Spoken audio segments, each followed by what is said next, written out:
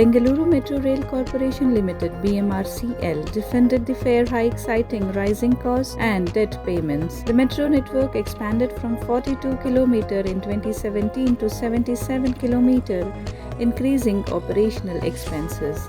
BMRCL initially sought a 105.15% fare hike, but the Metro Fare Fixation Committee approved a 46% average increase with a 5% discount for travel card users. Staff salaries rose by 42% from 2017 to 2024, requiring a 25.58% fare hike. Maintenance costs surged by 366% and electricity bills by 34%.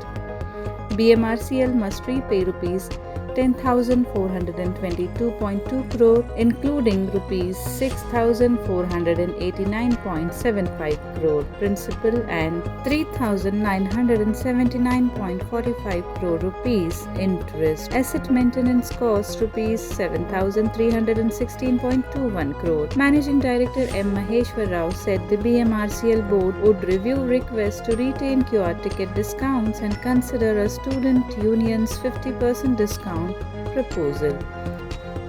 The 90 rupee minimum balance rule on metro travel cards prevents congestion at exit gates.